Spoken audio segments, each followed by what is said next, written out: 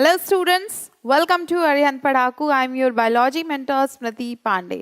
बच्चों आज हम लोग स्टार्ट करने वाले हैं अपने बायोलॉजी का टर्म 2 का नेक्स्ट चैप्टर जिसका नाम है माइक्रोब्स इन ह्यूमन वेलफेयर। इस चैप्टर में बेसिकली हमें देखना है कि माइक्रोब्स हमारी डे टू डे लाइफ में कैसे बहुत इंपॉर्टेंट रोल प्ले करते हैं।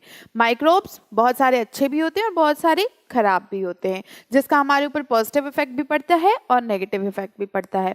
तो बेसिकली हमें यहाँ देखना है कि माइक्रोब्स हमारी लाइफ में पॉजिटिव इफेक्ट कैसे डालते हैं। तो चलिए स्टार्ट करते हैं। हम लोग देखते हैं अपना पहला क्वेश्चन। सो सी बेसिकली सबसे पहला क्वेश्चन है, in which food would you find lactic acid bacteria, mention some of their useful application. हमें इस क्वेश्चन में पूछा गया है कि कौन सा ऐसा फूड है जिसमें लैक्टिक एसिड बैक्टीरिया मिलते हैं और आपको उसके कुछ एप्लीकेशंस बताने हैं। सिंपल क्वेश्चन है, अच्छा क्वेश्चन है। चलिए तो यहाँ से शुरू होता है माइक्रोब्स का सफर आपकी लाइफ में। अब देखते हैं कैसे होता है। सो बेसिकली अगर देखें तो लैक्टिक एसिड बैक्टीरिया सबसे ज्यादा कहाँ होते हैं? ये प्रेजेंट होते हैं मिल्क में, और मिल्क से ही कई सारे बाई प्रोडक्ट्स बनते हैं। आपको पता है कर्ड बनता है, चीज बनता है, बटर बनता है, बटर मिल्क बनता है, बहुत सारे प्रोडक्ट्स बनते हैं। सो सी जनरली जो लैक्टिक एसिड बैक्टीरिया होते हैं they are found in milk and its product, milk में और उसके प्रोडक्ट्स में पाए जाते हैं। नाउ अगर इसके यूजफुल एप्लीकेशंस की बात करें तो देखिए लैक्टिक एसिड बैक्टीरिया जो होता है ये बहुत बेनिफिशियल रोल प्ले करता है in checking disease causing microbes in our stomach. जैसे कभी मान लीजिए कुछ प्रॉब्लम होती है गर्मियों के टाइम में या कभी भी, तो कहा जाता है दही खाओ, कर्ड खाओ। कर्ड क्या करता है? डाइजेशन को इम्प्रूव करने लगता है क्योंकि उसके पास लैक्टिक एसिड बैक्टीरिया होते हैं और वो बैक्टीरिया आपके लिए बहुत हेल्पफुल होते हैं, दैट्स वाई। दूसरी चीज पे आते हैं, they also improve nutritional quality. कैसे न्यूट्रिशन क्वालिटी बढ़ाते हैं? तो भाई एक विटामिन होता है B12, उसको ये बढ़ा देते हैं, उसका कंटेंट बढ़ जाता है कर्ड में, जिसकी वजह से ये हमारे लिए और ज़्यादा न्यूट्रिशियस हो जाता है ना। तो ये चीज़ है आपकी लैक्टिक एसिड बैक्टीरिया के बारे में। चलिए आगे बढ़ते हैं हम लोग। नेक्स्ट क्वेश्चन है, right the name of bacterium, write the name of bacterium which is involved in setting milk into curd. Okay, बहुत अच्छा क्वेश्चन है। Explain the process they carry in doing so. Write another beneficial role played by such bacteria. देखो कुछ question मिल रहा है, चलिए हम लोग देखते हैं इसका आंसर। सो माइक्रो ऑर्गेनिज्म जो मिल्क में प्रेजेंट होते हैं और उसको कर्ड के फॉर्म में करते हैं, तो वो कैसे करते हैं? बेसिकली होता क्या है, मिल्क लेते हैं, उसमें थोड़ा सा हम लोग कर्ड का पार्ट डाल देते हैं, लाइक 1 स्पून या थोड़ा सा ऐसा। जब मम्मी घर में दही बनाती होंगी तो वो यही करती होंगी, दूध लेती हैं, दूध में थोड़ा सा दही का हिस्सा डाल देती हैं। उसमें होता क्या है भाई, वो जो दही वाला हिस्सा होता है बच्चों, उसे हम लोग कहते हैं इनोकुलम, और वो इनोकुलम में बैक्टीरिया ही भरे होते हैं। तो जब वो मिल्क में जाते हैं तो उसको और न्यूट्रिशन मिलने लगता है और फिर वो बहुत ज़्यादा अमाउंट में ग्रो अप कर जाते हैं, जिससे जो कर्ड का फॉर्मेशन हो जाता है, मतलब वो थोड़ा थिक हो जाते हैं जो मिल्क होते हैं। सी microorganism like lactobacillus and other commonly called lactic acid bacteria, जिसे हम लोग LAB भी कहते हैं, ये ग्रो होते हैं मिल्क में और कन्वर्ट होते हैं कर्ड में। क्लियर? नाउ सी इस प्रोसेस में क्या करते हैं, जैसा अभी हमने बताया स्मॉल अमाउंट ऑफ स्टार्टर हम लोग ऐड कर देते हैं, वही इनोकुलम जो होता है वही स्टार्टर यहाँ पे लिखा हुआ है, added to the milk which turn it into curd. This starter is known as inoculum. देखिए लिखा हुआ है, ये स्टार्टर जो होता है इसे हम लोग कहते हैं इनोकुलम। नाउ ये कंटेन करते हैं millions of lactic acid bacteria. 1 चम्मच इनोकुलम, 1 स्पून इनोकुलम जो होता है, ये थोड़ा सा इनोकुलम जो होता है उसमें देखिए millions of lactic acid bacteria होते हैं, है ना। नाउ ये जो LAB होते हैं ये प्रोड्यूस करते हैं एसिड। क्या प्रोड्यूस करते हैं? एसिड को प्रोड्यूस करते हैं, और इस एसिड की वजह से ही मिल्क जो होता है वो कोगुलेट होने लगता है, थिक होने लगता है। So that coagulate and partially digest the milk protein. धीरे धीरे ये कोगुलेट होता है और मिल्क में जो प्रोटीन होते हैं उनको पार्शियली डाइजेस्ट करने लग जाता है। दैट्स वाई जब हम लोग कर्ड खाते हैं तो वो मिल्क से जल्दी डाइजेस्ट हो जाता है। ओके क्यों होता है ऐसा? क्योंकि जो बैक्टीरिया होते हैं ना, ये मिल्क में जो प्रोटीन होते हैं उनको थोड़ा सा डाइजेस्ट पहले से ही कर दिए होते हैं।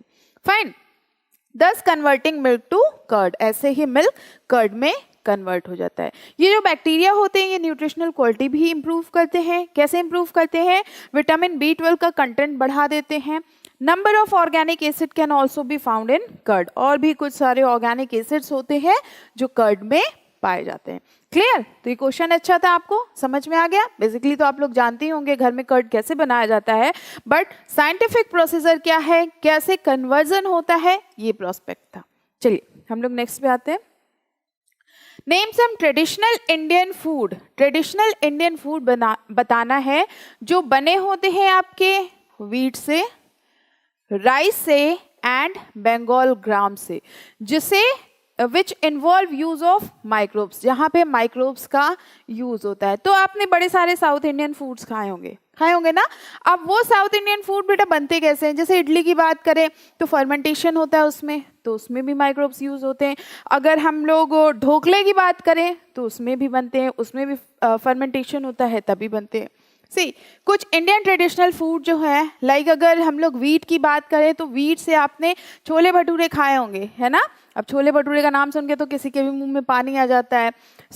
जो भटूरा होता है बच्चों, ये बने होते हैं वीट से और इसमें भी फर्मेंटेशन होता है, इसके बाद इतने टेस्टी टेस्टी भटूरे हमें मिलते हैं। और दूसरी चीज जो होती है दैट इज नान। नान भी अक्सर आप लोग खाए होंगे, है ना। तो नान और भटूरे ये बने होते हैं बेसिकली आपके वीट से और इसमें फर्मेंटेशन होता है, मतलब माइक्रोब्स इसमें हेल्प करते हैं।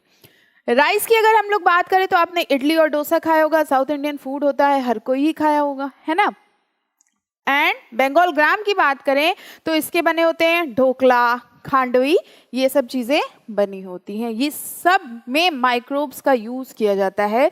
ये इंडिया के कुछ ट्रेडिशनल फूड्स हैं जहां पे माइक्रोब्स बहुत इंपॉर्टेंट रोल प्ले करते हैं। फाइन, चलिए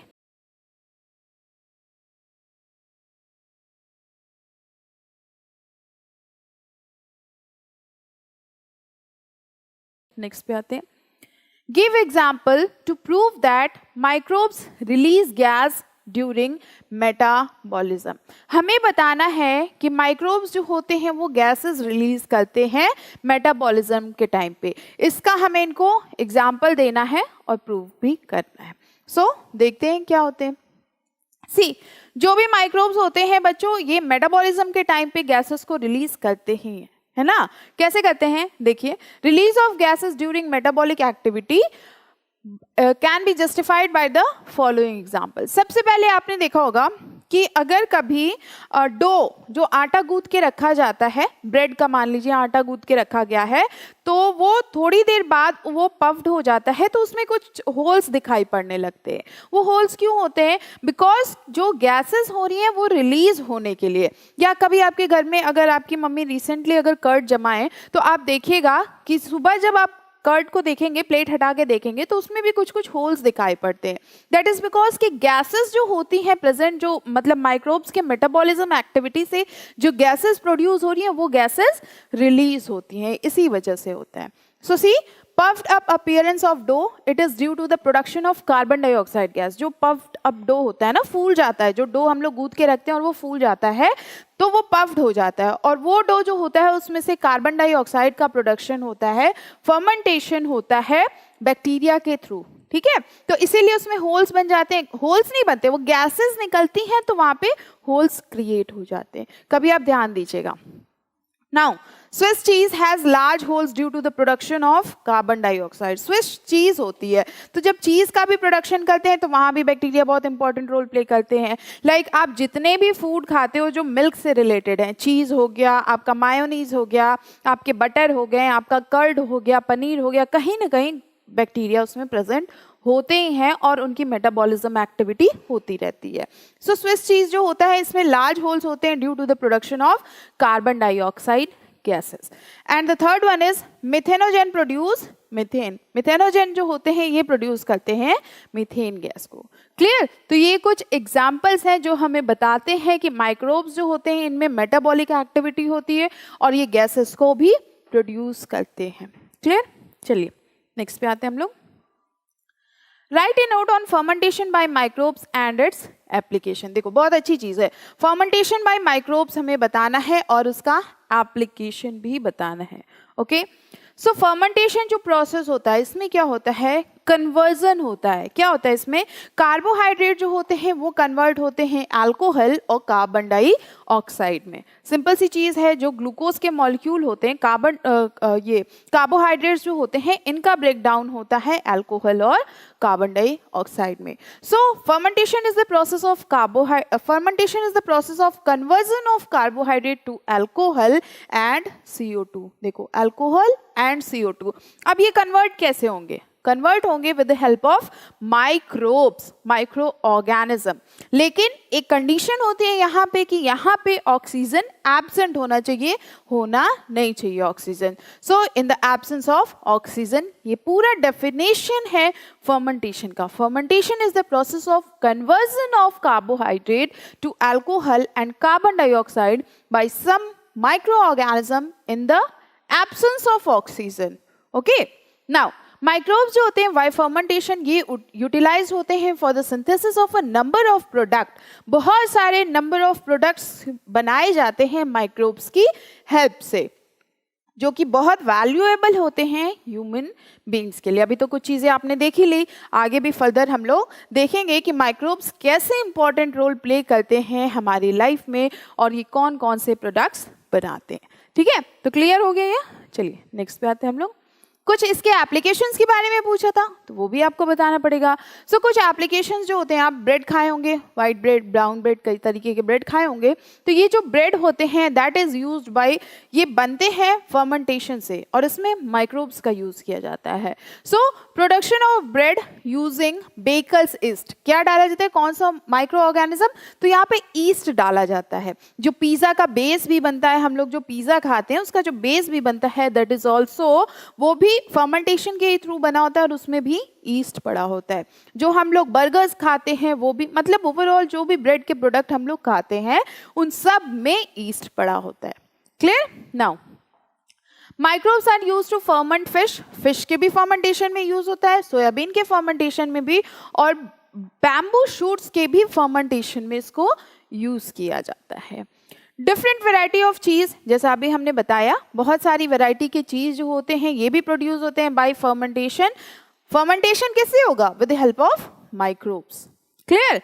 वाइन हो गए, बियर हो गए, अदर अल्कोहलिक ड्रिंक्स जो होते हैं इन सब में फर्मेंटेशन होता है। कुछ बेसिक रॉ मटेरियल ले लिए जाते हैं, जैसे कभी वीट ले लिया गया, कभी फ्रूट्स ले लिया गया, ग्रेप्स ले लिया गया, अलग अलग तरीके के, तो वो बनाए जाते हैं। अब उनमें फर्मेंटेशन किया जाता है, माइक्रोब्स डाले जाते हैं, तब उनका फर्मेंटेशन होता है, फिर उनको प्यूरिफाई किया जाता है। ये एक अलग प्रोसेस होता है। ओके, नाउ विनेगर जो हम लोग खाते हैं, जिसको हम लोग सिरका भी बोलते हैं, है ना, अक्सर आपने अचार वचार में पिकल्स जो होते हैं उसमें हम लोग खाते हैं विनेगर, या नॉर्मली भी विनेगर हम लोग को दिया जाता है, या कभी कभी हम लोग खुद खा लेते हैं। लाइक जब आप जाते हो रेस्टोरेंट्स में तो अनियन खाते हो, वो जो रेड वाली ऑनियन होती है that is dipped into vinegar, वो विनेगर में डिप्ड होती है, और वो विनेगर जो होता है that is also produced by fermentation. Clear? तो देखो कितनी जगह ये माइक्रोब्स इंपॉर्टेंट रोल प्ले कर रहे हैं और हमें पता भी नहीं है, कानो कान खबर भी नहीं है कि भाई हम लोग माइक्रोब्स को खा रहे हैं या इसमें माइक्रोब्स हैं, है ना।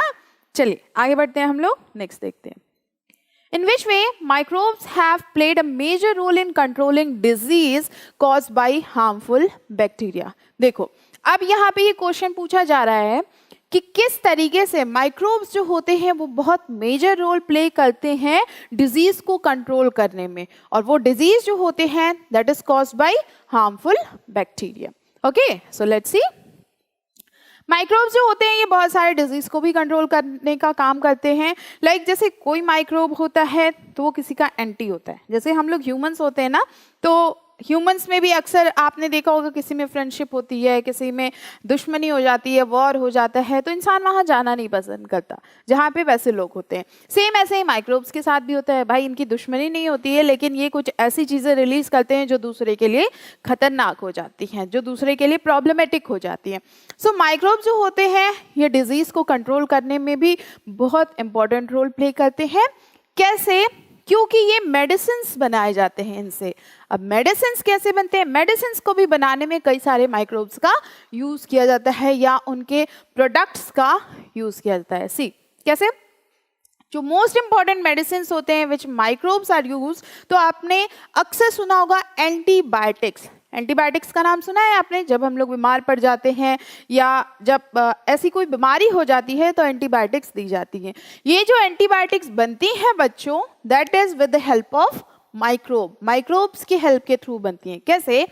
See, these are chemical compound produced by some microbes. कुछ chemical compounds होते हैं जो कि produce होते हैं microbes से, which are used to kill or to subside the growth of other disease causing microbes. ये क्या करते हैं?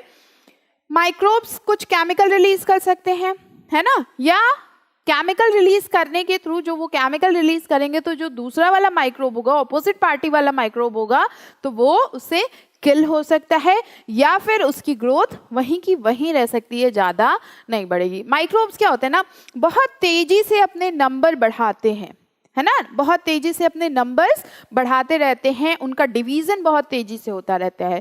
तो अब उस डिवीजन को भी अगर रोक दिया जाए, उनकी ग्रोथ को भी रोक दिया जाए, तो जो माइक्रोब होंगे वो डिवीजन नहीं कर पाएंगे और जो होंगे वो कभी ना कभी तो डेड कर जाएंगे ना, डिक्लाइन फेज में आ जाएंगे। तो डिक्लाइन फेज में आने के बाद खत्म हो जाएंगे वो। सो बेसिकली इनका इंपॉर्टेंट रोल देखें तो पहले तो ये किल कर सकते हैं उस माइक्रोब को, दूसरी अगर नहीं किल कर पा रहे हैं तो उनकी ग्रोथ को ही इनहिबिट कर देते हैं। फाइन। ये जैसे आपने सुना होगा, स्ट्रेप्टोमाइसिन होते हैं, टेट्रासाइक्लिन होते हैं, पेनिसिलिन होते हैं, ये कुछ ऐसे कॉमनली यूज्ड एंटीबायोटिक्स हैं जो कि बनते हैं माइक्रोब्स की हेल्प से।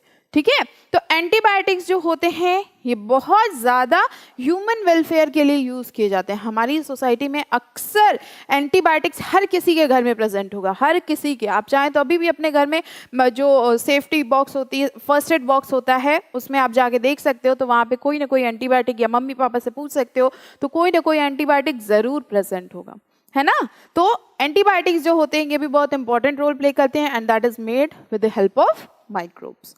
क्लियर? चलिए, नेक्स्ट क्वेश्चन है, which enzyme play an important role in detergents. देखो, डिटर्जेंट्स जो होते हैं उनमें भी एंजाइम प्रेजेंट होते हैं, that we use for washing clothes. जो आप कपड़े धुलने के लिए डिटर्जेंट यूज करते हो अपने क्लोथ्स को वॉश करने के लिए, उसमें भी एंजाइम प्रेजेंट होंगे। लेट्स सी कैसे होते हैं, यही बताना है हमें। एक एंजाइम होता है जिसे हम लोग कहते हैं लाइपेज। लाइपेज जो होता है ये डिटर्जेंट को बनाने में यूज किया जाता है। See, detergent formulation which cause breakdown of oils and thus help in removing oily and greasy stains from the cloth. क्या होता है, देखो, ये जो एंजाइम लाइपेज होता है ना, ये डिटर्जेंट को बनाने के लिए यूज किया गया। अब क्यों किया गया भाई? तो इसलिए किया जाता है ताकि जो ऑयल्स हैं, ऑयल या ग्रीसी पार्ट जो होता है हमारी ड्रेस में कभी कभी लग जाता है, तो उसको वो रिमूव कर देते हैं, उसके स्टेन्स को हटा देते हैं, उसका ब्रेक डाउन कर देते हैं। So help in removing oil and greasy stains from the cloth. अब ये जो एंजाइम हमें मिलता है ये कहाँ से मिलता है? So that enzyme is obtained from Candida lipolytica. एक एंजाइम हमें मिला कैंडिडा लिपोलिटिका से, और जो दूसरा माइक्रो ऑर्गेनिज्म है जिससे हमें ये एंजाइम मिलता है, इसका नाम है जियोट्राइकम कैंडियम। ठीक है, तो ये दो माइक्रोब्स होते हैं जो एंजाइम को प्रोड्यूस करते हैं, और ये एंजाइम हमारे डिटर्जेंट पाउडर में अवेलेबल होता है जिसे हम लोग यूज करते हैं for washing our clothes. Clear? तो अब जब भी आप कपड़े धुलिएगा याद कर लीजिएगा भाई कौन सा एंजाइम है, कौन से माइक्रोब ने प्रोड्यूस किया था। ये तरीके होते हैं याद करने के। लाइक माइक्रो ऑर्गेनिजम्स के नाम जल्दी याद नहीं हो पाते क्योंकि थोड़े अलग अलग होते हैं, लेकिन आप कोशिश करोगे, रिलेट करके करोगे ना, तो हो जाएगा। जब भी आप कपड़े धुलने जाओ, या मम्मी जा रही है कपड़े धुलने, या कोई भी जा रहा है कपड़े धुलने, तो बता दो भाई ये वाला एंजाइम हम यूज करने जा रहे हैं, ये इस माइक्रोब से बना हुआ है। ठीक है, तो ऐसे हम लोग लर्न कर सकते हैं। Now next question is, why are some molecules called bioactive molecules? कुछ molecules bioactive molecules कहे जाते हैं। Give 2 example of such molecule। आपको 2 example देने हैं ऐसे molecules के। चलिए बताते हैं हम लोग। So bioactive molecule क्या होते हैं बच्चों? Bioactive molecules वो होते हैं ना, ये जो molecule होते हैं that is produced by microbe, that is produced from microbe and useful to other living organism। और ये यूजफुल होते हैं अदर लिविंग ऑर्गेनिजम्स के लिए, लाइक ह्यूमंस के लिए, लाइक एनिमल्स के लिए, लाइक प्लांट्स के लिए। तो जो ये माइक्रोब्स के थ्रू कंपाउंड्स बनाए जा रहे हैं वो बायोएक्टिव कंपाउंड कहे जाते हैं, बायोएक्टिव मॉलिक्यूल्स कहे जाते हैं, और ये अदर ऑर्गेनिजम्स के लिए बहुत ज़्यादा हेल्पफुल होते हैं। See, bioactive molecules are produced from microbes, जैसा हमने बताया है, and they are useful to other living organism in modifying their metabolism, उनके मेटाबॉलिज्म को मॉडिफाई करने के लिए। जैसे जो हम लोग कर्ड खाते हैं तो वो हमारे मेटाबॉलिज्म को भी मॉडिफाई करते हैं, है ना। एग्जाम्पल देखिए, स्ट्रेप्टोकाइनेज है, साइक्लोस्पोरिन ए है, स्टेटिन्स है, एक्सेट्रा। ये सारे बायोएक्टिव मॉलिक्यूल्स हैं जो कि प्रोड्यूस हो रहे हैं माइक्रोब से। क्लियर, समझ में आ गया। चलिए नेक्स्ट पे आते हैं। Find out the name of microbe from which cyclosporin A and statins are obtained. अभी जो हमने ये नाम पढ़े थे बायोएक्टिव मॉलिक्यूल्स के, इसके हमें माइक्रोब्स बताने हैं। ओके, ये क्वेश्चन आपकी एनसीईआरटी में है और ये क्वेश्चन बच्चों आपको इस अरिहंत की बुक में भी मिल जाएगा। जस्ट अ मिनट, हम बता रहे हैं आपको किस पेज पे मिल जाएगा। सो ये क्वेश्चन आपको मिल सकता है, हाँ, ये क्वेश्चन 13 क्वेश्चन है यहाँ पे और पेज नंबर 32 पे अवेलेबल है ये क्वेश्चन। आपकी एनसीईआरटी में भी ये क्वेश्चन दिया हुआ है। सो चलिए देखते हैं इसका आंसर क्या है। साइक्लोस्पोरिन ए जो होता है ये हमें मिलता है फंगस के थ्रू। माइक्रो ऑर्गेनिज्म में बेटा बैक्टीरिया, वायरस, फंगस, एल्गी सब आ जाते हैं, है ना। तो ये मत सोचेगा यहाँ पे सिर्फ और सिर्फ हम लोग बैक्टीरिया की बात करेंगे, यहाँ पे फंगस भी इंक्लूडेड है, कहीं कहीं आपको एल्गी भी देखने को मिल जाएगा। तो अलग अलग पैटर्न्स हैं। Now see, साइक्लोस्पोरिन ए जो होता है that is obtained from the fungus, और फंगस का क्या नाम है? फंगस का नाम है ट्राइकोडर्मा पॉलीस्पोरम। ओके, जो साइक्लोस्पोरिन ए है that is obtained from fungus and the name of fungus is trichoderma polysporum. दूसरी चीज जो पूछी थी इन्होंने, सैटिन्स, ये ऑब्टेन्ड होता है ईस्ट से, है ना। फंगस देखा आपने, बैक्टीरिया देखा, अब ईस्ट भी है। ईस्ट जो आपके ब्रेड बनाने में भी यूज किया जाता है वहां भी ईस्ट है। सो ईस्ट का नाम है मोनासिस और परप्यूरस, ये इस ईस्ट का नाम है। तो ये दोनों इसको बनाते हैं, साइक्लोस्पोरिन ए और स्टैटिन्स के जो माइक्रो ऑर्गेनिज्म है वो ये है। चलिए नेक्स्ट क्वेश्चन पे आते हैं। नेक्स्ट क्वेश्चन है, how was the fungus Trichoderma polysporum prove to be very essential to the organ transplant patient. बहुत बढ़िया क्वेश्चन है बच्चों, ये क्वेश्चन मतलब एक रेयरेस्ट क्वेश्चन है लेकिन बहुत अच्छा क्वेश्चन है। अगर इस चीज को आप समझ गए ना तो बहुत चीजें आपको समझ में आ जाएंगी। ओके, नाउ सी, कह रहे हैं कि जो फंगस है ट्राइकोडर्मा पॉलीस्पोरियम ये बहुत इसेंशियल मतलब बहुत अच्छा होता है जब ऑर्गन को ट्रांसप्लांट किया जाता है। लाइक एक ऑर्गन, जैसे मान लीजिए किडनी का ट्रांसप्लांटेशन करना होता है तो कोई डोनेट करता है किडनी को, फिर नेक्स्ट पर्सन में उस किडनी को लगाया जाता है। अब ये हो गया ऑर्गन ट्रांसप्लांटेशन। ऑर्गन ट्रांसप्लांटेशन में क्या होता है, कभी कभी बॉडी जो होती है ना ये उसको एज अ फॉरेन समझने लगती है, मतलब वो दूसरा पार्टिकल है, तो उसके लिए ये एंटीबॉडीज रिलीज करना शुरू कर देती हैं। क्लियर, चलिए देखते हैं अब ये कैसे होता है। सो फंगस जो होता है ट्राइकोडर्मा पॉलीस्पोरम ये यूज किया जाता है टू प्रोड्यूस साइक्लोस्पोरिन ए, जैसा अभी हम लोगों ने देखा। और जो साइक्लोस्पोरिन ए होता है ये इम्यूनोसप्रेसिव एजेंट होता है, मतलब ये इम्यूनिटी को सप्रेस कर देता है। जब ऑर्गन्स का ट्रांसप्लांटेशन करते हैं तो जैसा हमने बताया कि ऑर्गन्स को जब ट्रांसप्लांटेशन करते हैं तो अगर किसी दूसरे पर्सन का ऑर्गन है तो हमारी बॉडी उसको मतलब एक फॉरेन मैटर की तरह ट्रीट करने लगती है और उसके लिए एंटीबॉडीज बनाना शुरू कर देती है। तो भाई दिक्कत हो जाएगी। अब उस टाइम पे अगर बॉडी ने एंटीबॉडीज बना ली, उसके खिलाफ रिएक्शन करने लगे तो क्या होगा, ऑर्गन ट्रांसप्लांटेशन करने का कोई मतलब नहीं हुआ, उल्टा इंसान को और प्रॉब्लम फेस करनी पड़ जाएगी। तो यहाँ पे ये इम्यूनिटी को सप्रेस कर देते हैं, इम्यूनिटी को सप्रेस कर देते हैं। इम्यूनिटी सप्रेसिव एजेंट होते हैं जो कि हमें मिलते हैं ट्राइकोडर्मा पॉलीस्पोरियम से, और ये हमें जो मिलता है दैट इज साइक्लोस्पोरिन ए। इसी को यूज किया जाता है as a immunosuppressive agent during transplantation, जब ऑर्गन का ट्रांसप्लांटेशन होता है तब। They suppress the immune system, immune system को ये सप्रेस कर देते हैं पेशेंट के, so that it does not act against the organ transplanted. अब इम्यूनिटी सप्रेस हो गई तो जो एंटीबॉडीज हैं वो बहुत ज़्यादा नहीं बन पाएंगी उस ऑर्गन के अगेंस्ट, तो ये उसके मतलब अगेंस्ट नहीं काम कर पाते हैं। क्लियर? तो ये मेडिसिन भी दी जाती है जिन लोगों का ऑर्गन ट्रांसप्लांट होता है उनके लिए। समझ में आ गया आपको? है ना? बहुत अच्छा क्वेश्चन है ना आपको। चलिए अब आप किसी और से भी पूछ लीजिएगा क्या होता है। See, how do bioactive molecule of fungal origin help in restoring good health of human? देखो, फंगस का नाम सुना होगा आपने। अभी तक तो हमने डिजीज के बारे में पढ़ा था कि फंगस डिजीज कॉज करता है ना, लेकिन फंगस कुछ बायोएक्टिव मॉलिक्यूल भी प्रोड्यूस करते हैं और यहाँ हमें बताना है कि वो बायोएक्टिव मॉलिक्यूल जो होते हैं ये गुड हेल्थ ऑफ ह्यूमन को कैसे रीस्टोर कर सकते। क्लियर? चलिए, जैसा अभी हमने कहा था कि हर माइक्रोब का, हर चीज का पॉजिटिव और नेगेटिव इम्पैक्ट दोनों होता है, तो यहाँ हम लोग देखेंगे फंगस का पॉजिटिव इफेक्ट हमारी बॉडी पे। फाइन।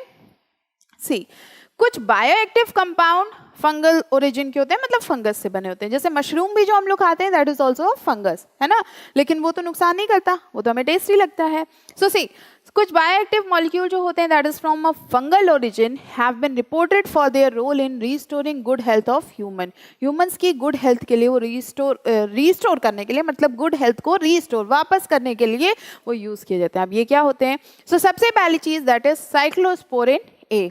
ओके, साइक्लोस्पोरिन ए जो होता है ये एक इम्यूनोसप्रेसिव एजेंट होता है that is use for organ transplant. Organ transplant के टाइम पे हम लोग इसको यूज करते हैं और ये प्रोड्यूस होता है आपका फंगस से। फंगस का नाम आपको पता ही चल गया होगा, साइक्लोस्पोरिन ए है, तो फंगस का नाम क्या होगा भाई? Trichoderma polysporum. ठीक।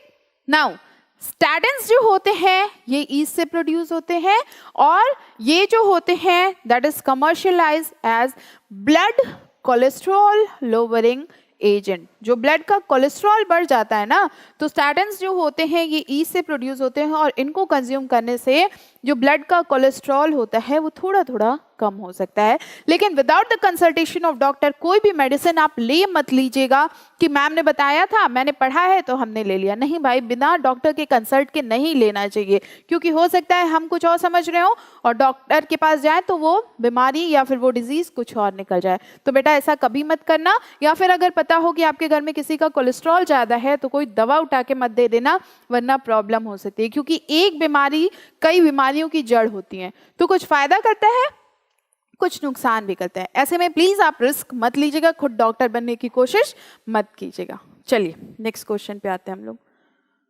So explain the process of sewage water treatment. Sewage water आपने देखा होगा, इसका ट्रीटमेंट होता है, हमें वही प्रोसेस एक्सप्लेन करना है। Before it can be discharge into natural water bodies. Why is this treatment essential? देखो क्या होता है, जो वेस्ट वाटर होता है, मतलब जो सीवर का वाटर होता है, सीवेज वाटर होता है, इसका ट्रीटमेंट किया जाता है। ट्रीटमेंट करने के बाद फिर इसको natural water bodies like reverse या कहीं भी इसको पास कर दिया जाता है। लेकिन ट्रीटमेंट करने के बाद बिना उसके नहीं, वरना वाटर बहुत पॉल्यूटेड हो जाएगा। सो हमें बताना है कि ये होता कैसे है and why is this treatment essential. ये ट्रीटमेंट जरूरी क्यों है? फाइन, चलिए बताते हैं। सो सी, जो सीवेज वाटर का ट्रीटमेंट होता है बच्चों, ये दो पार्ट में होता है। सबसे पहले होता है प्राइमरी ट्रीटमेंट और दूसरा होता है सेकेंडरी ट्रीटमेंट। ये प्राइमरी और सेकेंडरी ट्रीटमेंट ही आपको डिस्कस करना है। सी, जो सीवेज वाटर होता है, सीवेज ट्रीटमेंट जो होता है ये बहुत ज़रूरी होता है जब इसको नॉर्मल वाटर बॉडीज में डाला जाता है, ताकि वाटर का पॉल्यूशन रोका जा सके। जो वाटर में बहुत ज़्यादा पॉल्यूशन होता है ना, जो सीवेज से वाटर आता है उसमें बहुत ज़्यादा कंटेंट होता है, लाइक कुछ सॉलिड पार्टिकल होते हैं, कुछ केमिकल्स होते हैं, कुछ बायोलॉजिकल एजेंट्स होते हैं, बैक्टीरिया वगैरह होते हैं, फंगस वगैरह होते हैं, बहुत सारी चीज़ें होती हैं। तो अगर इसको नॉर्मली ऐसे मिला दिया जाए तो ये पानी को तो और ख़राब कर देगा, लाइक जो रिवर वाटर्स हैं उनको और ख़राब कर देगा, या फिर जहाँ पे टैंक वगैरह हैं उनको ख़राब कर सकता है ना, पूरा का पूरा पानी ख़राब हो जाएगा। तो इसके पहले इसको पूरी तरीके से ट्रीट किया जाता है, जितनी पॉसिबिलिटी हो सकती है उतनी। ठीक, चलिए देखते हैं कैसे ट्रीटमेंट होता है। और अगर ये वाटर मतलब ऐसे ही डाल दिया जाए तो वाटर पोल्यूशन होगा। दूसरी वाटर बॉर्न डिजीज भी बहुत ज़्यादा फैल सकती हैं, है ना। जैसे वाटर बॉर्न डिजीज में आपका कॉलरा आता है, ओके, आपका टाइफाइड भी आता है, क्लियर। तो ये सब चीज़ें होती हैं। नाउ सी, 2 स्टेजेस होते हैं प्राइमरी ट्रीटमेंट के। सबसे पहले प्राइमरी ट्रीटमेंट में क्या कहते हैं, ये पहला ट्रीटमेंट होता है। इसमें जो फिजिकल पार्टिकल होते हैं, जैसे आपके जो बड़े बड़े पार्टिकल्स होते हैं, उसको सेपरेट किया जाता है ताकि वो निकाला जा सके, फिल्टर आउट किया जा सकता है। See, it is also known as physical treatment. इसे हम लोग फिजिकल ट्रीटमेंट भी कहते हैं। क्यों? क्योंकि यहाँ पे बेसिकली जो फिजिकल रिमूवल होता है स्मॉल और लार्ज पार्टिकल का, उसको रिमूव किया जाता है। लाइक जो प्लास्टिक्स हैं वो फ्लोट करते रहते हैं, जो पेपर है वो भी कभी कभी मिल सकता है, या बड़े बड़े कैंस होते हैं वो भी मिल सकता है, कुछ भी मिल सकता है ना, बड़ी छोटी चीज़ें कुछ भी मिल सकता है। तो जो इजीली निकाला जा सकता है फिजिकल ट्रीटमेंट के थ्रू, उसको निकाल दिया जाता है। Small and large floating and suspended solids from sewage, जो फ्लोट करते रहते हैं या जो सस्पेंडेड सॉलिड्स होते हैं, उसको रिमूव किया जाता है थ्रू फिल्टरेशन एंड सेडिमेंटेशन। भाई जो कुछ लाइट वेटेड होंगे तो वो तो ऊपर ऊपर आ जाते हैं, तो वो ऊपर से निकाल लिया जाता है, फिल्टर कर दिया जाता है। कुछ ऐसे जैसे मान लीजिए आयरन पीस है या कोई ऐसे मेटल की पीसेज हैं तो वो सेटल डाउन हो जाते हैं, या फिर स्टोन्स के पीसेज हैं तो वो सेटल डाउन हो जाते हैं, तो उसको सेडिमेंटेशन के थ्रू निकाल लिया जाता है। Clear? Initially floating debris is remove by sequential filtration. सबसे पहले क्या किया जाता है, सिक्वेंशियल फिल्टरेशन किया जाता है। तो जो ऊपर ऊपर के पार्टिकल होते हैं जो फ्लोट करते रहते हैं वो हमारे निकल जाते हैं। सबसे पहले फिल्टर किया जाता है। जैसे हम लोग चाय छानते हैं ना, चाय या कॉफी जब छानते हैं तो उसमें क्या करते हैं, जो चाय पत्ती होती है वो ऊपर वाली हमारी चन्नी पे कलेक्ट हो जाती है, तो सिर्फ और सिर्फ हमें लिक्विड पार्ट ही मिलता है। तो यहाँ भी वही होता है कि जो ऊपर की चीजें हैं वो फिल्टर आउट हो जा रही हैं, बाकी वाटर को पास करवा दिया जाता है। इसे हम लोग कहते हैं सिक्वेंशियल फिल्टरेशन। क्लियर? चलिए नेक्स्ट पे आते हैं। इसके बाद क्या होता है, ऊपर ऊपर के तो जो लाइट वेटेड है वो निकल गए, फिल्ट्रेशन हो गया। Then the grit. अब ग्रीट में क्या होता है, जो सॉइल होते हैं, स्मॉल पेबल्स होते हैं, छोटे छोटे पेबल्स होते हैं ना, तो ये भी वाटर के साथ मिक्स हो जाते हैं। अब इनको भी तो निकालना है, तो इनको कैसे निकालेंगे भाई, तो इनको सेडिमेंटेशन करवा देते हैं, मतलब वाटर को किसी टैंक में भर के छोड़ देते हैं कुछ देर के लिए। तो ये सब जो पार्टिकल्स होते हैं, सॉइल होता है या फिर पेबल्स होते हैं या स्टोन्स के जो पार्टिकल्स होते हैं, ये सब धीरे धीरे धीरे धीरे सेटल डाउन हो जाते हैं, सेडिमेंटेशन हो जाता है जिसे हम लोग कहते हैं। Okay, now sedimentation in the settling tank. Aluminium or iron sulfate is added in certain places for flocculation. Aluminium और कुछ आयरन के पीस, एल्युमिनियम और आयरन सल्फेट को भी ऐड किया जाता है कुछ जगहों पे ताकि फ्लॉक्यूलेशन हो जाए। फ्लॉक्यूलेशन मतलब कलेक्शन हो जाए। Okay, all solids that settle from the primary sludge it traps lot of microbes and debris। जो सॉलिड्स होते हैं जो सेटल डाउन हुए, तो उसके साथ हो सकता है कुछ माइक्रोब्स भी सेटल डाउन हो गए हों, जरूरी है या नहीं भी है, बहुत सारे केसेस में हो जाता है। जो माइक्रोब्स होते हैं वो डेब्रिस, और जो उसकी डेब्रिस होती हैं वो सेटल डाउन हो जाती हैं। डेब्रिस मतलब जो डेड पार्ट होते हैं सेल के।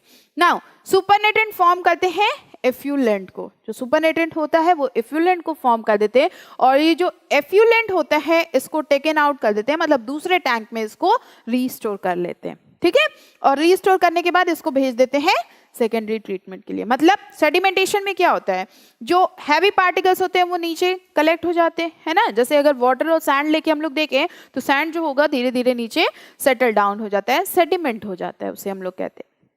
ठीक, तो अब ये सारी चीजें सेटल डाउन हो गई, सेडिमेंटेशन हो गया इनका। ऊपर बचे हमारे इफ्यूलेंट जो वाटर है नॉर्मल, तो अब ये वाटर को हम लोग दूसरे टैंक में शिफ्ट कर देते हैं, और उस टैंक से ये होता है फिर सेकेंडरी ट्रीटमेंट के लिए इसको पास कर देते हैं। क्लियर? समझ में आया? चलिए नेक्स्ट आते हैं हम लोग सेकेंडरी ट्रीटमेंट में। अब इस ट्रीटमेंट में क्या होता है, ये ट्रीटमेंट जो होता है इसे हम लोग नाम देते हैं biological treatment. Okay, biological treatment क्यों? क्योंकि यहाँ पे माइक्रोब्स को यूज किया जाता है ताकि जो भी वाटर में इम्प्यूरिटीज हैं उसको ये कलेक्ट कर लें या कंज्यूम कर लें या फिर फ्लॉक्स उसका बना दें। फाइन, सी ये जो ट्रीटमेंट होता है that is also known as biological treatment because it involve the use of microbes और microbiota for the treatment of sewage. समझ में आया? माइक्रोब्स या फिर माइक्रोबायोटा को हम लोग यूज करते हैं for the treatment of sewage water के ट्रीटमेंट के लिए, जो प्राइमरी ट्रीटमेंट के बाद ही इसको करते हैं। इसका नाम भी आपने देखा होगा सेकेंडरी ट्रीटमेंट। तो पहले प्राइमरी करेंगे उसके बाद इसको करेंगे, ये सेकेंड स्टेप होता है। नाउ जो इफ्यूलेंट हमें मिला था प्राइमरी ट्रीटमेंट से, इसको हम लोग पास करते हैं लार्ज एरिएशन टैंक्स में। कैसे टैंक्स होने चाहिए? एरिएटेड टैंक्स होने चाहिए, where it is constantly mechanically agitated and air is pumped into it। See क्या होता है, इसमें एजिटेशन करवाया जाता है। क्यों करवाया जाता है? ताकि जो माइक्रोब्स डाले जा रहे हैं उनको प्रॉपर ऑक्सीजन मिल सके, एयर मिल सके और वो अपनी अच्छी ग्रोथ कर सके। अब ग्रोथ अच्छी होगी तो जितना ज़्यादा वेस्ट होगा उसमें या जितनी ज़्यादा गंदगी होगी तो उसको वो माइक्रोब्स कंज्यूम कर लेते हैं। ओके, दैट्स वाई अगर ऑक्सीजन नहीं देंगे या एजिटेशन नहीं करवाएंगे तो वहाँ पे वो माइक्रोब सर्वाइव नहीं कर पाते। ठीक, so agitated and air is pumped into it. Air की भी पंपिंग की जाती है उसमें, जो कि हेल्प करते हैं for the growth of useful aerobic microbes. जो भी हमने बताया माइक्रोब्स की ग्रोथ के लिए हेल्पफुल होते हैं into फ्लॉग्स। While growing these microbes consume major part of the organic matter। जो ऑर्गेनिक मैटर प्रेजेंट होता है वाटर में तो उनको ये माइक्रोब्स कंज्यूम कर लेते हैं। जैसे जैसे ये ग्रो करेंगे तो इन माइक्रोब्स को क्या चाहिए होता है? न्यूट्रिएंट चाहिए होता है। वो न्यूट्रिएंट इनको वाटर से मिल रहा है तो ये धीरे धीरे ग्रो अप कर लेते हैं। ग्रोथ मतलब जब इनकी ग्रोथ होती रहती है तो वो उसको कंज्यूम करते रहते हैं एंड कन्वर्टेड इट इनटू, और फिर कन्वर्ट करते हैं उसको माइक्रोबियल बायोमास में और रिलीज करते हैं बहुत सारे मिनरल्स को। किसमें कन्वर्ट किए? In the biomass and releasing lot of minerals. इसकी वजह से क्या होता है? देखो एक टर्म आता है बायोकेमिकल ऑक्सीजन डिमांड, जिसे हम लोग बीओडी कहते हैं। अब इसकी वजह से क्या होता है? वो बीओडी जो होता है वो रिड्यूस होने लगता है। क्यों रिड्यूस होगा भाई? क्योंकि जितना ऑक्सीजन वाटर में होगा तो वो माइक्रोब कंज्यूम करेंगे तो उसका लेवल जो होता है वो कम होने लगता है, ऑक्सीजन डिमांड का लेवल। नाउ ये जो सीवेज वाटर होता है treated till the bio is reduce, तब तक इसको ट्रीट किया जाता है जब तक कि ये बायोकेमिकल ऑक्सीजन डिमांड रिड्यूस नहीं हो जाता, कम नहीं हो जाता है। फाइन। नाउ जब BOD, when the BOD of effluent is reduce significantly it is then pass into a settling tank. अब जो इफ्यूलेंट हमें मिला था प्राइमरी ट्रीटमेंट से, उसका अब ट्रीटमेंट हो गया। इसमें क्या होता है? बीओडी रिड्यूस हो गया। फिर बीओडी रिड्यूस होने के बाद इसको दूसरे टैंक में शिफ्ट कर दिया जाता है जिसका नाम होता है सेटलिंग टैंक। अब इसमें क्या होता है? बैक्टीरिया जो होते हैं फ्लॉग्स, ये अलाउ हो जाते हैं फॉर द सेडिमेंटेशन। यहाँ पे जो फ्लॉग्स बनाए रहते हैं बैक्टीरिया वो सेडिमेंट होने लगता है, सेटल डाउन होने लगता है। क्लियर? नाउ ये जो सेडिमेंटेशन होता है इसे हम लोग कहते हैं activated sludge, that is known as activated sludge. जो सेडिमेंटेशन बचा होगा उसे क्या कहेंगे? Activated sludge. ये शॉर्ट क्वेश्चन में आपसे पूछ सकता है कि एक्टिवेटेड स्लज क्या होते हैं। सो स्मॉल पार्ट जो होते हैं एक्टिवेटेड स्लज के, ये पंप आउट किए जाते हैं, उसको पंप किया जाता है into the aeration tank to serve as the inoculum. वो इनोकुलम की तरह काम करे इसलिए स्मॉल अमाउंट का उसको टैंक में शिफ्ट कर देते हैं। समझ में आया? तो ओवरऑल ये पार्ट है वाटर का जो सीवेज मतलब जो कंटामिनेटेड वाटर होते हैं, सीवेज वाटर होता है, उसको कैसे ट्रीट किया जाए ताकि वो नॉर्मल वाटर के साथ मिक्स किया जा सके। तो ये उसके प्रोसेस है। चलिए, जो रिमेनिंग पार्ट होता है स्लज का, इसको पंप कर दिया जाता है लार्ज टैंक में जिसे हम लोग कहते हैं एनाएरोबिक स्लज डाइजेस्टर। इसे हम लोग क्या कहते हैं? Anaerobic sludge digester in which other anaerobic bacteria are also present, जहाँ पे और सारे एनाएरोबिक बैक्टीरिया प्रेजेंट होते हैं जो मिथेनोजेंस होते हैं। क्लियर? अब क्या करते हैं ये? They digest the organic mass as well as aerobic microbes. जो ऑर्गेनिक मास होता है उसको ये डाइजेस्ट करते हैं, साथ में ये एरोबिक माइक्रोब्स को भी डाइजेस्ट करते हैं। सी, इसके बाद क्या होता है? ड्यूरिंग द डाइजेशन डाइजेशन के टाइम पे बहुत सारी गैसेस प्रोड्यूस होती हैं। वो गैसेस कौन सी होती हैं? सो मिक्सचर ऑफ गैसेस प्रोड्यूस होती हैं, जिसमें पहले आता है मीथेन होता है, हाइड्रोजन सल्फाइड होता है, कार्बन डाइऑक्साइड होता है, ये सब गैसेस प्रोड्यूस होती हैं।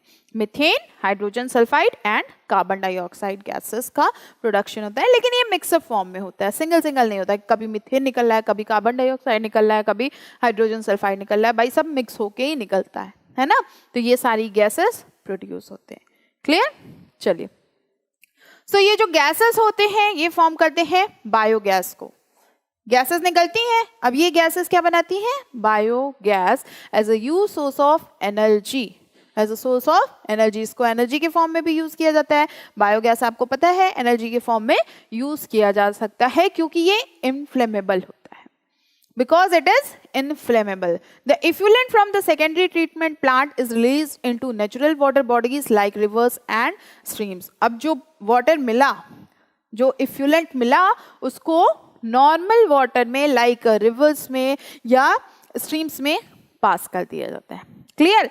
तो ये ओवरऑल ट्रीटमेंट था वाटर का। समझ में आ गया हो आपको?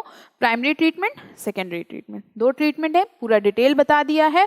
फिर भी अगर कुछ ना समझ में आया हो तो आप कमेंट करिए, आई will give you all answers. Clear? चलिए आते हैं हम लोग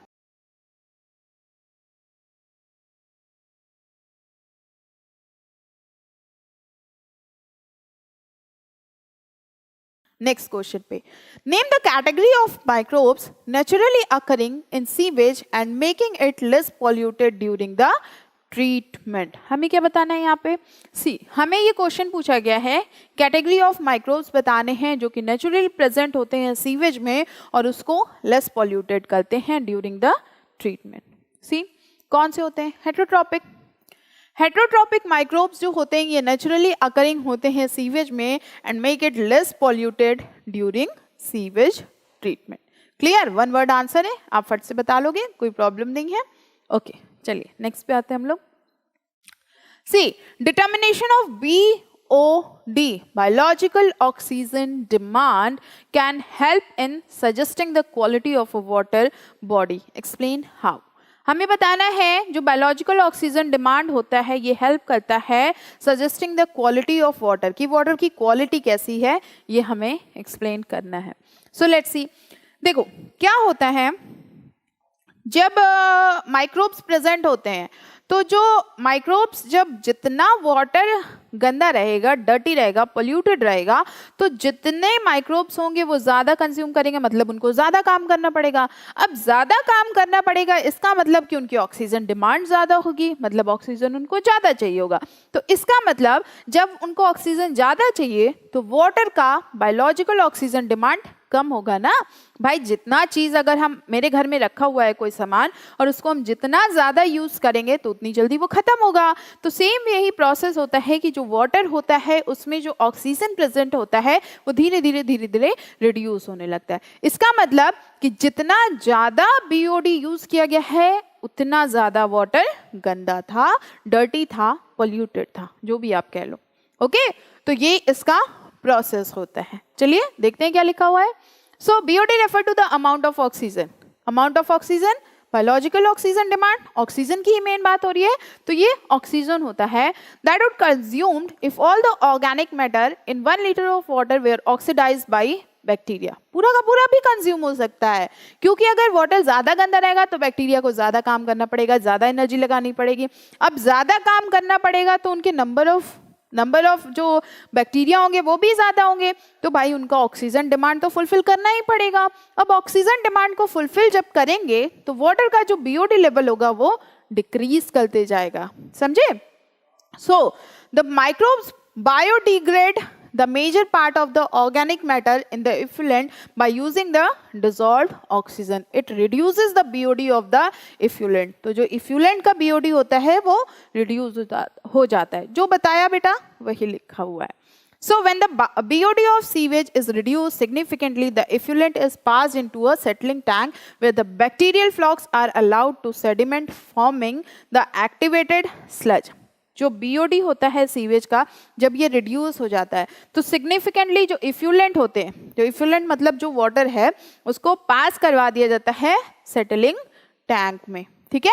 जहां पे जो बैक्टीरियल फ्लॉक्स होते हैं ये सेडिमेंट होने लगते हैं, वो भी धीरे धीरे सेडिमेंट होने लगते हैं। नाउ जितना higher the value of BOD, more is the water polluted and more is the amount of biodegradable matter। मतलब बायोलॉजिकल ऑक्सीजन डिमांड जितना ज़्यादा होगा उतना ज़्यादा वाटर पोल्यूटेड होगा और वाटर से उतना ऑक्सीजन कम होते जाएगा।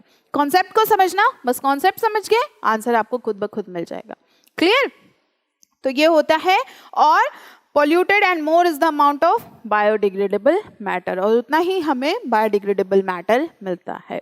क्लियर? समझ में आ गया? Not any confusion? Okay. So next question है, what would happen if a large volume of untreated sewage water is discharged into a river? क्या होगा अगर large volume of untreated sewage water को discharge कर दिया जाए river में?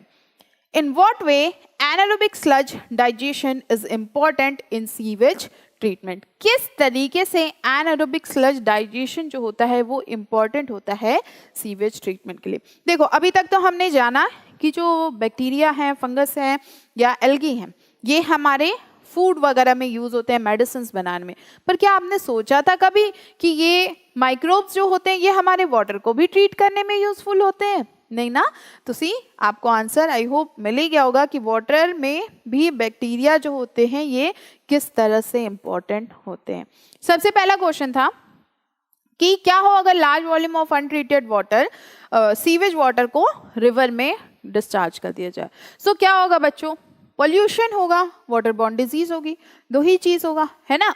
So let's see, अगर अनट्रीटेड सीवेज वाटर को डिस्चार्ज कर दिया जाए रिवर में डायरेक्टली तो ये सीरियस प्रॉब्लम पोल्यूशन कॉज कर सकता है of the water with organic matter and pathogenic bacteria. क्यों करेगा? क्योंकि इनके पास ऑर्गेनिक मैटर है और कुछ पैथोजेनिक बैक्टीरिया भी हैं, जिसकी वजह से ये पूरे के पूरे वाटर को, जो रिवर का वाटर है, उसको भी खराब कर सकता है।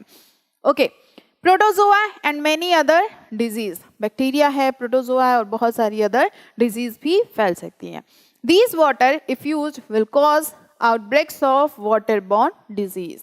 दो चीजें बताई, पोल्यूशन और वाटर बॉर्न डिजीज, और यही दो चीजें होती हैं। क्योंकि इसमें क्या होता है ना, जो सीवेज का वाटर होता है इसमें डर्टी बैक्टीरिया भी होते हैं। एक तो वाटर ही पूरा का पूरा गंदा है, आपको पता ही है।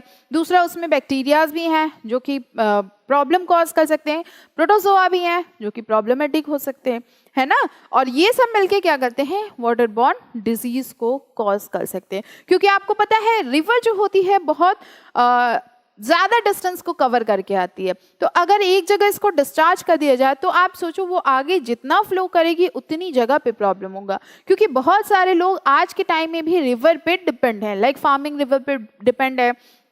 जिन लोग के कैटल्स होते हैं वो लोग उसको भी यूज़ करते हैं। कुछ लोग के डे टू डे लाइफ मतलब पानी लाना है, खाना बनाना है, कपड़े वॉश करने हैं, कुछ भी करना है तो वो रिवर के पानी को ही यूज़ करते हैं, है ना। तो अब उन लोग के लिए तो मेजर प्रॉब्लम हो जाएगी। अब इससे क्या होता है, बहुत सारे मतलब आसपास की जो बस्तियां होती हैं उनको भी प्रॉब्लम हो जाता है। वाटर बॉर्न डिजीज जो होती है बहुत तेजी से फैलने लगती है।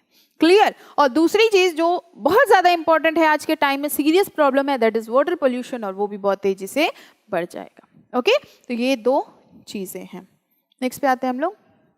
नेक्स्ट क्वेश्चन क्या था आपका कि in what way anaerobic sludge digestion is important in sewage treatment. हमें बताना है एनारोबिक स्लज का डाइजेशन क्यों जरूरी है सीवेज ट्रीटमेंट के लिए। ठीक, चलिए। एनारोबिक स्लज डाइजेशन, इसमें एनारोबिक बैक्टीरिया जो होते हैं ये डाइजेस्ट करते हैं एरोबिक बैक्टीरिया को and the fungi in the sludge. क्या करते हैं? जो एनारोबिक बैक्टीरिया होते हैं ये एरोबिक बैक्टीरिया और फंगाई को डाइजेस्ट करते हैं जो कि स्लज में प्रेजेंट होते हैं, and the remaining organic matter, और कुछ अगर ऑर्गेनिक मैटर हुआ तो उससे भी। नाउ इस डाइजेशन के टाइम पे बैक्टीरिया जो होते हैं ये प्रोड्यूस करते हैं मिक्सचर ऑफ गैसेस, जो अभी हम लोगों ने एक क्वेश्चन में देखा था।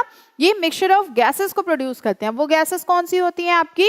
मीथेन होती हैं, हाइड्रोजन सल्फाइड होती हैं और कार्बन डाइऑक्साइड होती हैं। अब ये गैसेस जो होती हैं इनको हम लोग बायोगैस के फॉर्म में यूज कर सकते हैं। ओके, तो देखा किस तरह से एनारोबिक बैक्टीरिया जो होता है ये इंपॉर्टेंट रोल प्ले करता है, मतलब कि उसके पास जो एरोबिक बैक्टीरिया है स्लज के पास, और जो फंगाई है स्लज में, और ऑर्गेनिक मैटर जो है उसको भी ये कंज्यूम करते हैं।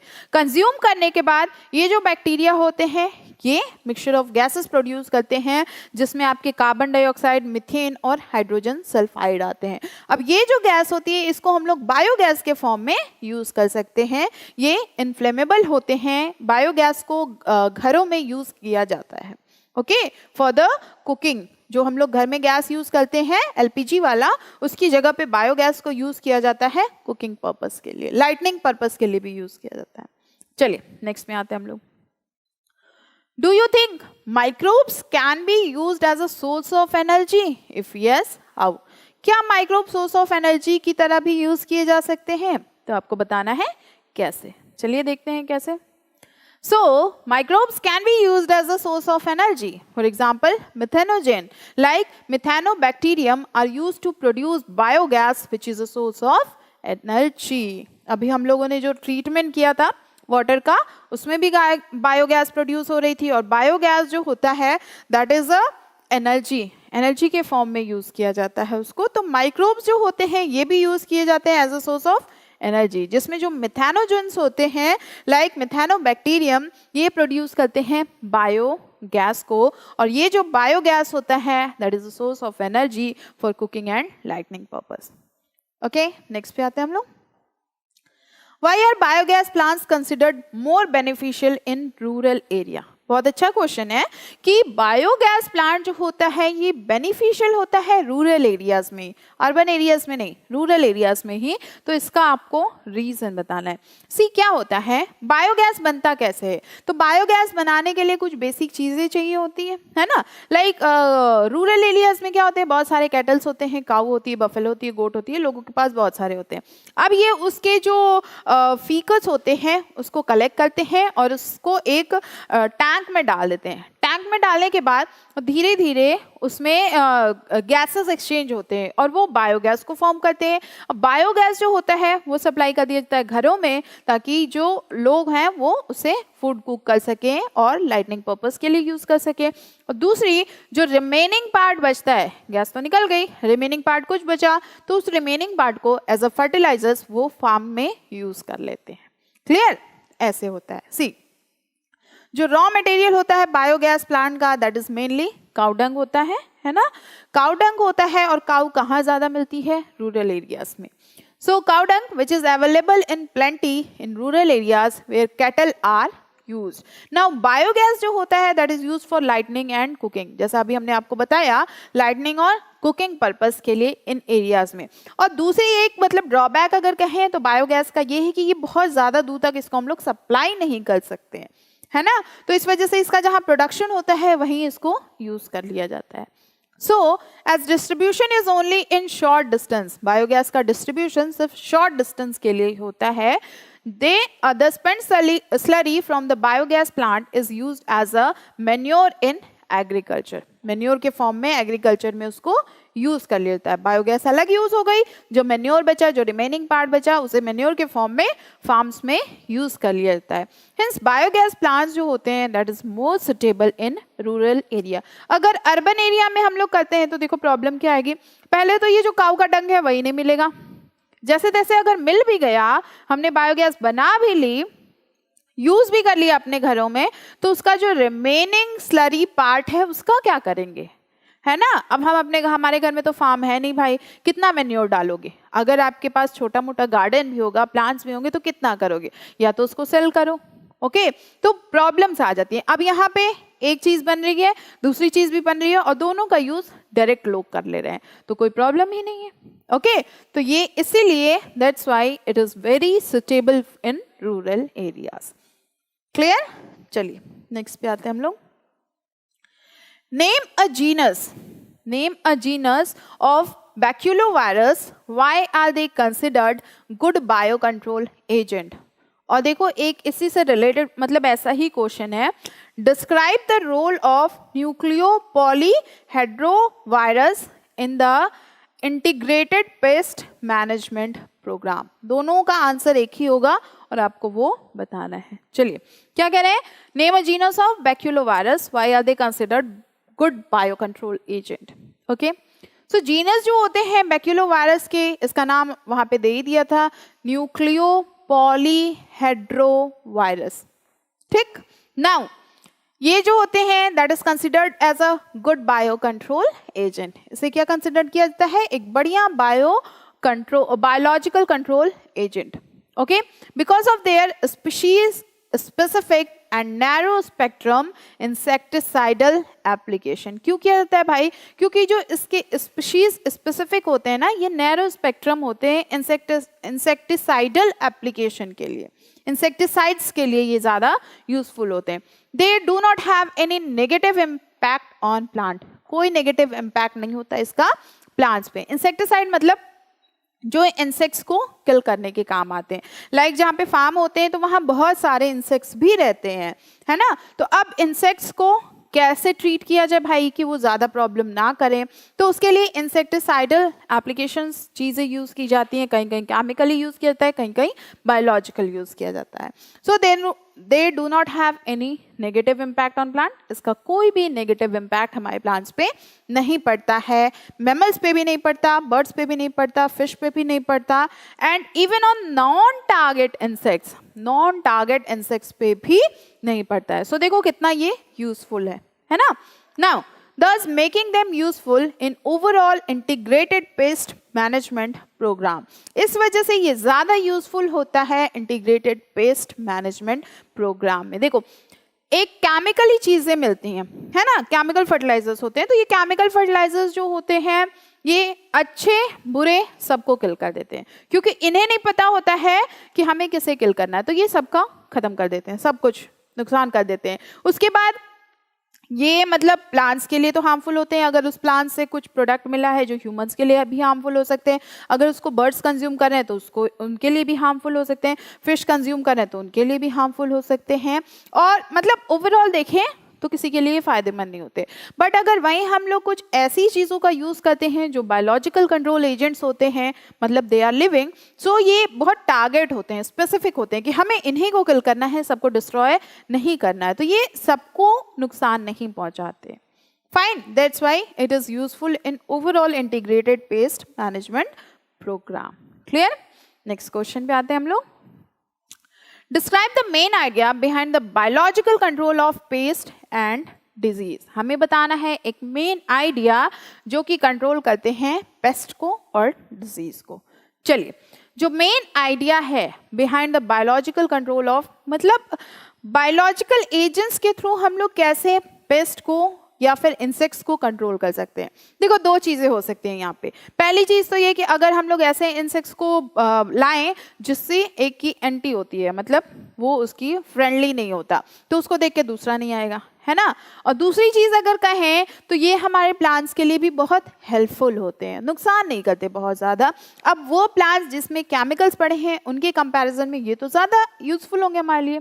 सो जो मेन आइडिया है behind the biological control of paste disease is used in is to use in the method of controlling pest in agriculture. अब इसमें क्या होता है, नेचुरल रेडिएशंस होते हैं and not on chemicals. Naturally चीज़ों को हम लोग यूज करते हैं, केमिकल्स को नहीं। Now organic farmers believe that biodiversity further health. The more diversity a landscape has, the more sustainable it is. देखो जो आजकल ऑर्गेनिक फार्मिंग का कॉन्सेप्ट बहुत चल रहा है, अब ये ऑर्गेनिक फार्मिंग में करते क्या है, वहाँ पे बेटा केमिकल्स को बिल्कुल भी नहीं यूज़ करते हैं। जैसी भी चीज़ें होती हैं मतलब नेचुरल वे में उसको कंसिडर करने की कोशिश करते हैं, ट्रीट करने की कोशिश करते हैं। जैसे बहुत सारे बैक्टीरियाज को यूज़ किया जा सकता है, कुछ इंसेक्ट्स को यूज़ किया जा सकता है। तो ओवरऑल देखें तो इससे हमारी डाइवर्सिटी मेंटेन हो रही है ना, क्योंकि जितना ज़्यादा डाइवर्सिटी रहेगा उतना ज़्यादा सस्टेनेबल के चांसेस रहेंगे। क्लियर? दैट्स वाई ये चीज़ें काफ़ी अच्छी हैं for the biodiversity further health. इससे हमारी हेल्थ भी मेंटेन रहेगी, हमारी डाइवर्सिटी भी मेंटेन रहेगी और चीज़ें सस्टेन भी रहेंगी लॉन्ग टाइम के लिए। क्लियर? तो ये इसका मेन आइडिया है।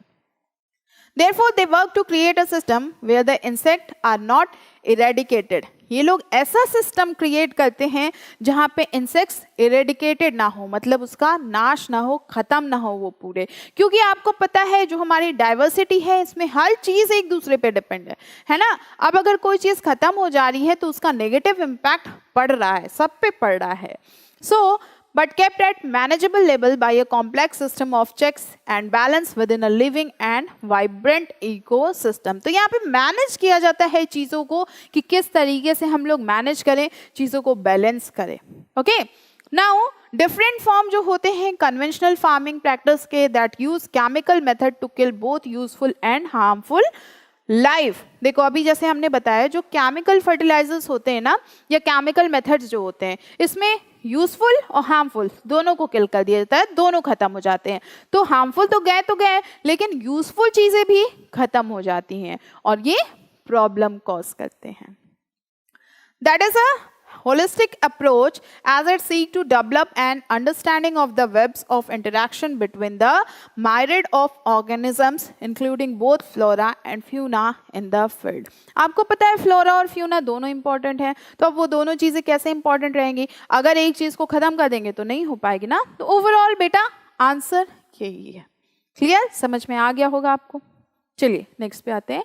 जो बायोलॉजिकल फॉर्मिंग अप्रोच करती है that is require familiarity with the various life form, their habitat, predator as well as space, their life cycle, pattern of feeding etc. to use them in the biocontrol measure and to reduce the dependence on chemical and pesticide। तो overall ये हमें क्या कर रहे हैं, ये हमें help कर रहे हैं ताकि सब एक दूसरे के साथ रहें, खुशी खुशी रहें, सब एक दूसरे को मैनेज करते रहें। और यहाँ पे केमिकल्स चीज़ों का या फिर पेस्टिसाइड्स का रिड्यूस हो जाता है, उसको यूज़ कम किया जाता है या ना के बराबर किया जाता है। क्लियर, चलिए नेक्स्ट क्वेश्चन पे आते हैं हम लोग। एग्जाम्पल्स, अच्छा एग्जाम्पल्स भी पूछे थे उसमें, तो एग्जाम्पल्स जो होते हैं बायो कंट्रोल एजेंट के, सबसे पहले देखो ladybird and dragon fly.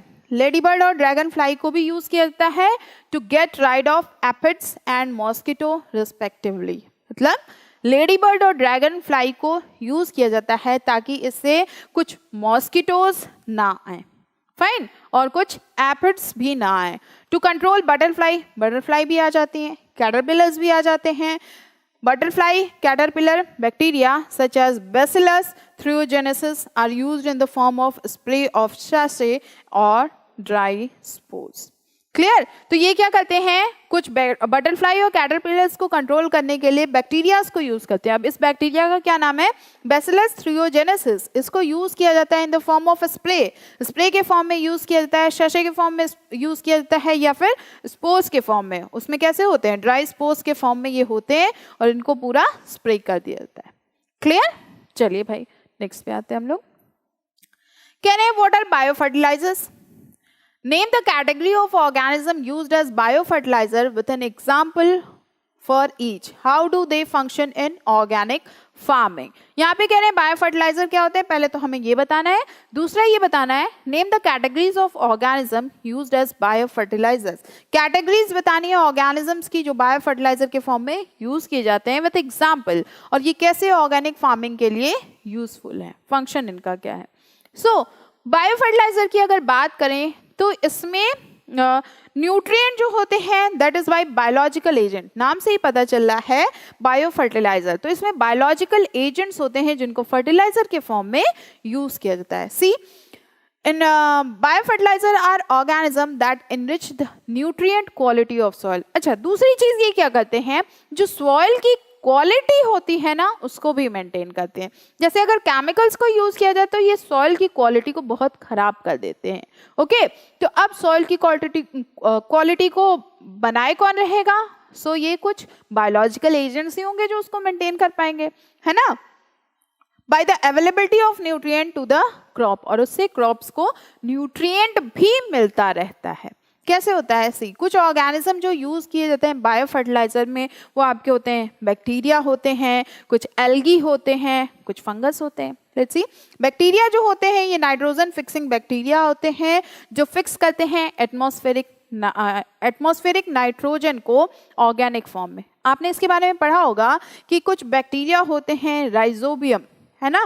तो ये सिम्बायोटिक एसोसिएशन शो करते हैं प्लांट्स के साथ, और साथ में ये न्यूट्रिएंट को मतलब प्लांट को न्यूट्रिएंट भी प्रोवाइड करते हैं। लेट्स सी क्या करते हैं ये बैक्टीरिया, जो नाइट्रोजन होता है एटमॉस्फेयर में इसको फिक्स करने की कोशिश करते हैं।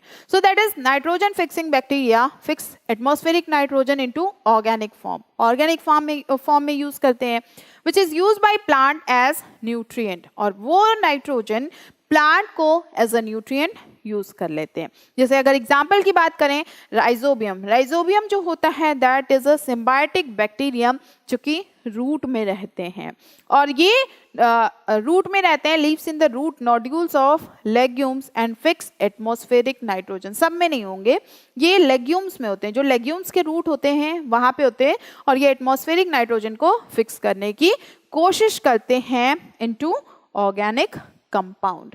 क्लियर? ओके। फंगाई की बात हम लोगों ने की थी, तो फंगाई भी जो होते हैं ये भी सिम्बायोटिक एसोसिएशन शो करते हैं प्लांट्स के साथ। जैसे एक फंगाई आता है जिसका नाम है माइकोरेजिया, ये एब्जॉर्ब करता है फॉस्फोरस को। क्या एब्जॉर्ब करता है? फॉस्फोरस को फ्रॉम सॉइल, सॉइल से ये एब्जॉर्ब करता है और फिर उसको प्लांट को पास कर देता है, मतलब प्लांट्स को वो दे देता है। मेनी मेंबर्स जो होते हैं जीनस के that is Glomus from mycorrhizae, ये भी यूज किए जाते हैं। फंगस हैं, इनको भी यूज किया जाता है प्लांट के न्यूट्रिएंट प्रोवाइड करने में। Plants with mycorrhizae association show other beneficial effect also. जैसे ये क्या मतलब अदर इनके बेनिफिट्स हैं? ये रेजिस्टेंस शो करते हैं टू रूट बॉर्न पैथोजन।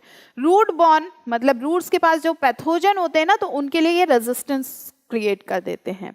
दूसरी चीज, tolerance to salinity and drought. जो प्लांट होता है वो सैलिनिटी को और ड्रॉट को दोनों को टॉलरेट कर सके, मतलब सूखा पड़ जाए या पानी में सैलिनिटी की कंडीशन आ जाए सॉइल में या वाटर में, तो उसको भी ये टॉलरेट कर सके। And the next thing is increase in plant growth and development, plant के ग्रोथ और डेवलपमेंट में भी हेल्प करते हैं। क्लियर? ओके। नेक्स्ट पे आते हैं हम लोग साइनोबैक्टीरिया। साइनोबैक्टीरिया का भी नाम सुना होगा आपने। सो साइनोबैक्टीरिया जो होते हैं ना, ये ऑटोट्रॉपिक माइक्रोब होते हैं। दे आर ऑटोट्रॉपिक माइक्रोब, और ये हमें मिलते हैं एक्वेटिक एंड टेरेस्ट्रियल एनवायरनमेंट में। एक्वेटिक और टेरेस्ट्रियल एनवायरनमेंट दोनों जगह मिलते हैं। Most of them fix atmospheric nitrogen, बहुत सारे इसमें से एटमॉस्फेरिक नाइट्रोजन को फिक्स करते हैं। जैसे एनाबेना हो गए, नॉस्टेक हो गए, ऑक्सिलोट्रिया हो गए, ये सब। अब इसको यूज कहाँ किया जाता है? तो इसको पैडी फील्ड्स में, जो धान होते हैं, जो चावल होते हैं ना, दैट इज फ्रॉम, वो धान से मिलते हैं, धान को हम लोग पैडी कहते हैं, तो पैडी फील्ड में ये मिलते हैं। साइनोबैक्टीरिया जो होते हैं ये बहुत इंपॉर्टेंट बायो फर्टिलाइजर होते हैं, मतलब पैडी फील्ड में आप साइनोबैक्टीरिया को यूज कर सकते हो। Okay. Blue green algae, algae के बारे में भी हमने कहा था कि एल्गी जो होते हैं ये भी यूज किए जाते हैं। ये भी इनको ऐड किया जाता है ऑर्गेनिक मैटर के फॉर्म में सॉइल में, और ये सॉइल की फर्टिलिटी को बढ़ा देते हैं। क्लियर? उसके बाद ये सब जितने हमने नाम देखे, बैक्टीरिया का नाम देखा, साइनोबैक्टीरिया का नाम देखा, फंगाई का नाम देखा, ये सब ऑर्गेनिक फार्मिंग में बहुत ज़्यादा यूज़ किए जाते हैं, और इसमें केमिकल्स का कोई रोल नहीं होता।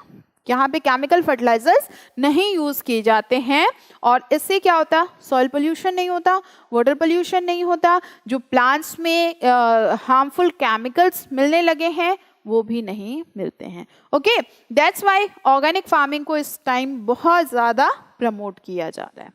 क्लियर? नेक्स्ट क्वेश्चन पे आते हैं।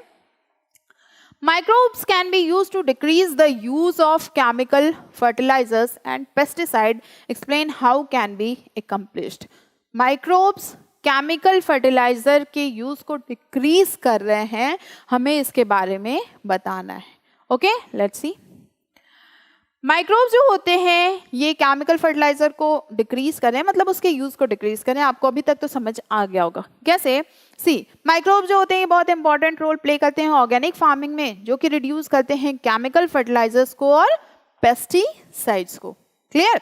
दूसरी चीज जो होती है ये बायो फर्टिलाइजर के फॉर्म में यूज होते हैं, इंक्रीज करते हैं फर्टिलिटी ऑफ द सॉइल, मतलब प्लांट की क्वालिटी को भी बढ़ा रहे हैं, सॉइल की क्वालिटी को भी बढ़ा रहे हैं। तो हम ऐसी चीजें क्यों चूज करेंगे जो हमारे प्लांट के लिए भी खराब हो, जो हमारे सॉइल के लिए भी खराब हो, जो हमारे इकोसिस्टम के लिए भी खराब हो? क्यों चूज करेंगे और वो हमारे हेल्थ के लिए भी हार्मफुल हो। So we will go with that, हम लोग यही अब तरीका अपनाते हैं। तो यहाँ पे ये देखो प्लांट की क्वालिटी भी बढ़ा रहे हैं, सॉइल की क्वालिटी भी बढ़ा रहे हैं, आपके इकोसिस्टम को भी मैनेज कर रहे हैं, आपकी हेल्थ भी सही रह रही है। Okay, so they are also help in improving plant growth by supplying plant nutrient. Plant को न्यूट्रिएंट मिल रहा है अच्छा खासा, प्रॉपर अमाउंट में न्यूट्रिएंट मिल रहा है, वो भी अच्छी क्वालिटी का न्यूट्रिएंट मिल रहा है। Fine. So many species of bacteria, cyanobacteria, algae, ये सब हेल्प करते हैं fixing the nitrogen in the soil. जो एटमॉस्फेरिक नाइट्रोजन होता है उसको फिक्स करने में हेल्प करते हैं। ओके, चलिए।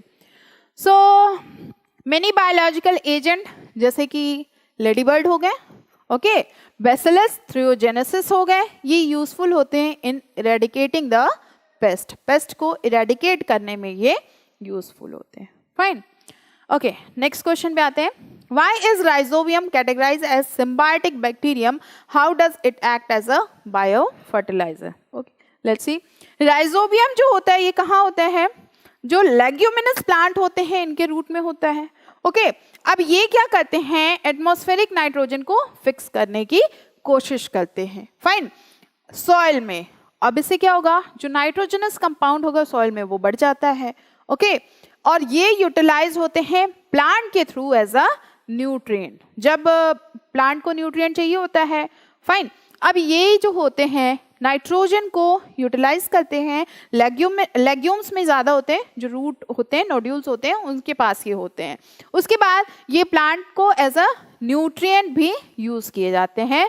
सो ये दोनों तरीके से काम करते हैं। सिम्बायोसिस मतलब दोनों का बेनिफिट हो, जैसे अगर हम आपको कुछ दें तो आप भी हमें कुछ दें, तो मेरा भी बेनिफिट हो और आपका भी बेनिफिट हो।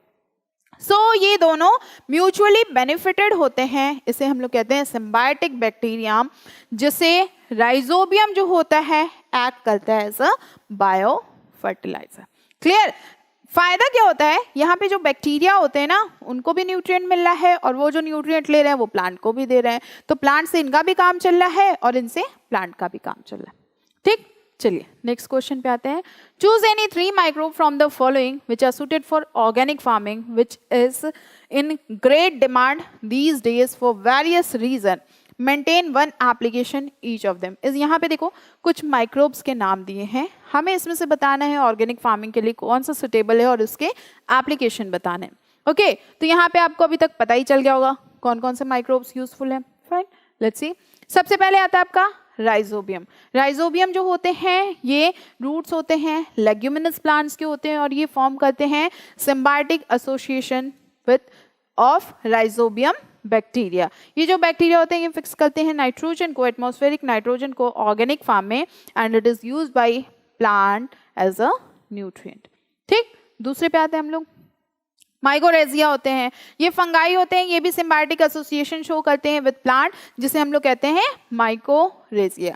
अब इनका जो फंगल सिम्बायोसिस होता है ये एब्जॉर्ब करते हैं फास्फोरस को ये एब्जॉर्ब करते हैं सॉइल से और फिर ये प्लांट को दे देते हैं and passes it to plant. ये जो प्लांट होते हैं ये शो करते हैं रेजिस्टेंट, ये रेजिस्टेंट शो करते हैं to the root borne pathogen, जो पैथोजन रूट बॉर्न होते हैं उनके लिए। इनकी जो टॉलरेंस होती है वो भी बढ़ा देते हैं, किसके लिए? सैलिनिटी और ड्रॉट कंडीशन के लिए, एंड ओवरऑल प्लांट की ग्रोथ और डेवलपमेंट भी बढ़ा देते हैं। And the last one is anabaena.